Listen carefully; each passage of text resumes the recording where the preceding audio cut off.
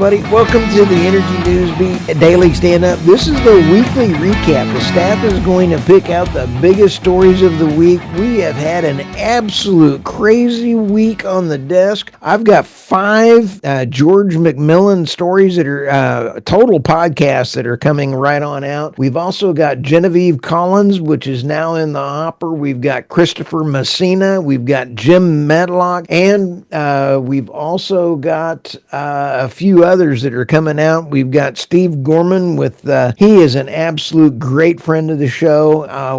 We've got a lot of podcasts coming up and looking forward to NAPE. If you are going to NAPE, please reach out to me. I want to interview you there. Last year, we did about 35 interviews, and it was crazy how successful it was. So thanks. Have a great day, and look forward to speaking to you soon. What do oil and gas exports mean to the Russian economy, and how, the second question in this article is, how will the new Biden sanctions play with President Trump's negotiations? Michael, I did not see this sweeping sanctions from the Barbara DeVille out of the Treasury Secretary. I mean, she needs a new hairdresser. Holy smokes, Batman. Mine's bad. Mine's flesh. Hers, off the charts. But let's start here with this article. This article is from a couple of Russian gentlemen, and I thought it was very interesting that they would even have some great comments in here.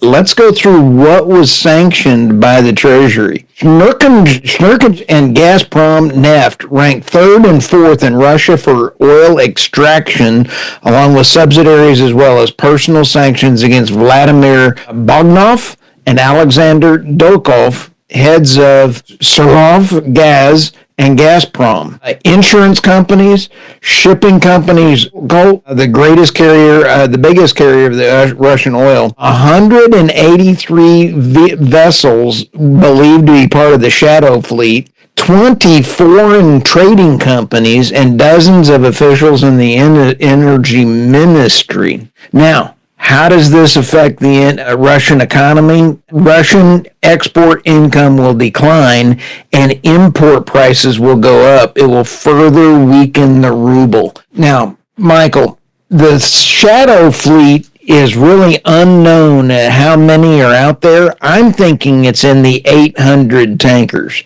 And right now, the U.S. sanctions less than 7% of the tankers that are around the world. So I don't know. The sanctions are going to impact in the short run. They're not going to impact the will of the Venezuelans, the Iraqians, all of the other ones to get around the OPEC quotas. And it's the insurance companies, Michael, that the shadow fleet gets. 80%, I just ran another article on this on Newsbeat, 80% of the shadow fleet, let's say it's 800 tankers, do not have insurance. And we just saw 3 of them last month sink. Who pays for that cleanup? So this is huge. There's obviously a pricing component to this, which I'll talk about a little later on, but I think the real reason this was done was as theoretically a negotiating tool for the Ukrainian delegation and the incoming administration in order to make some sort of deal with Putin. The question was, is this a chip that will actually help a deal get made, or is it just irrelevant? Why would the Biden Secretary of Treasury do this without talking to President Trump? I don't know. There is a big section, a group within the Democrat Party now saying that Trump is not going to be able to reduce the sanctions without Congress. And that's due to a bill that they ran through last year. So this looks to me like they're trying to hinder President Trump rather than help him. It's stupid. It's stupid, and it makes it look more, in my opinion, adversarial. And if their goal, I mean, think from the other side, why would they do this? I mean, we saw what happened to prices. Prices briefly spiked to over $78 a barrel. It could be solely for the fact of, hey, can we drive up prices and start off, give President Trump a high cost of energy as he comes into his administration? There could be something there. I don't like to think that, because I like to think we're all on the same team, but I think there's a lot of evidence to show that we're all not on the same team. But, we did see that a lot of those images coming out of President Jimmy Carter's funeral. We might all be on the same team, and they're just playing us. I'm not going to go there, because I thought it was kind of funny that, you see President Obama and President Trump yucking it up, and then you see the whole rest of the alive presidents not happy that that's being funny. So that was quite interesting. Hey, one other thing is we need to remember the World Bank and Russia's food exports are important to the world, and this impacts that as well. GOP rep unveils bill. No president can ban fracking without congressional approval. Holy smokes, this is really a good one. You've had some great comments on this one. And in the sense Congress, I agree that no single president should be able to, with a stroke of a pen, ban fracking. In the sense Congress, the states should maintain primacy for the regulation of hydraulic fracturing for oil and gas. This is from Fruger, and I think you brought up some excellent points on this. The Biden administration has spent the last 4 years attacking American energy industry and recently attempting to shut down by banning almost all new offshore banning projects, Pfluger said in a statement.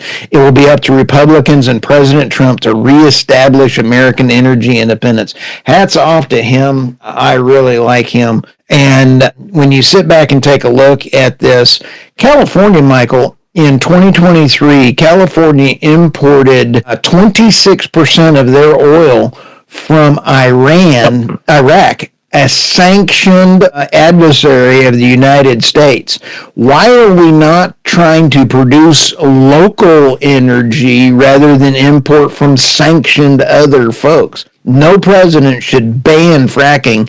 No state governor should have to destroy a thing. So this is very important. Yeah, because it's not like oil produced in Texas just goes to Texas; it goes nationwide. So no governor should be allowed to ban fracking. It's a global market. It's a national market. So I completely agree. Love me some Congressman Pfluger. He's from the great city of Midland, so he firsthand understands the nature of the relationship between fracking and oil production. So great call there. Sanctions on Russia is killing German companies, chancellor candidate says. Out of this, the sanctions have nothing to do with morality. They have nothing to do with human rights. They have nothing to do with the love of peace. They're simply a stimulus program for the U.S. economy and a killer program for Germany and European countries, Wagenet said. She is running for chancellor, and I agree with her that sanctions, as Irina Slav has often said, and a wonderful energy writer, she says, sanctions do not work as intended. And the sanctions, really, the energy crisis was brought on by the left-wing policies in the Germany Congress. They became dependent on Russian low-cost natural gas, and they thought that they could keep getting away with it as they closed their nuclear facilities. You've got to have a baseline.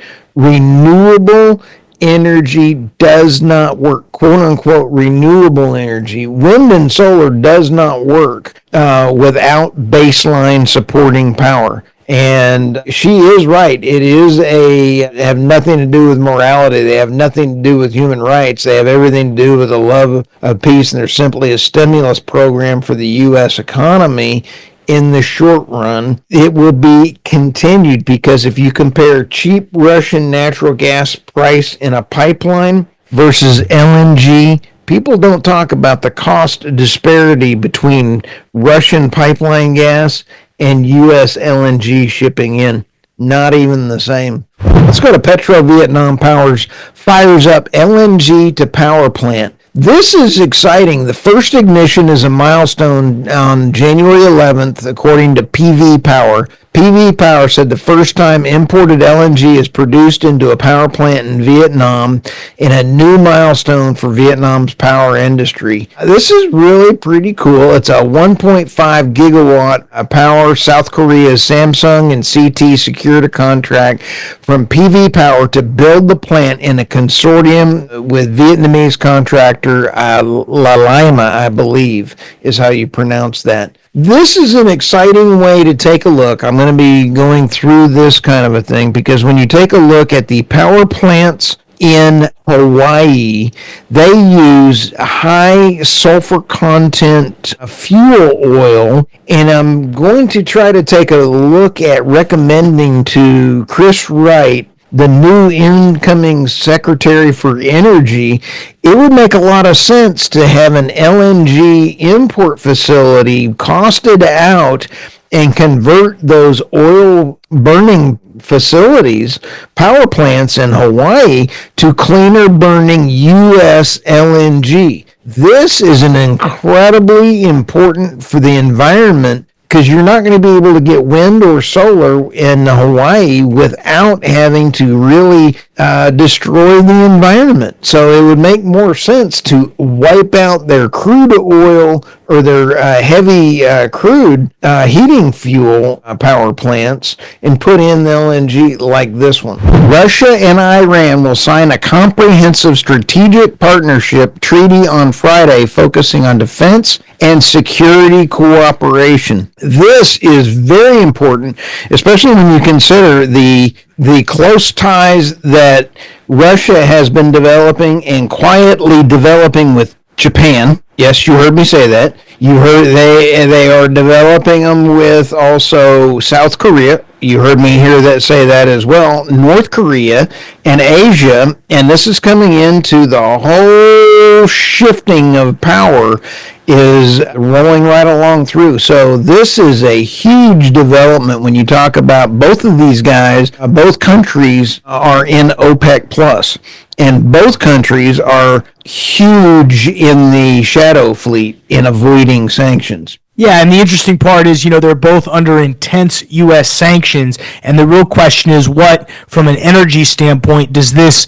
help them get around those sanctions via Iran? Iran's probably going to have an easier time getting around the sanctions if they partner up with Russia. How that all works, I don't know, but I think it's something super interesting to watch. Also, it's just also not great that they're teaming up. That creates kind of an interesting monolith there in the Middle East. It does. And anyway, and believe it or not, we forced Putin's hand to do this. So this is all based on lousy geopolitical from the current administration.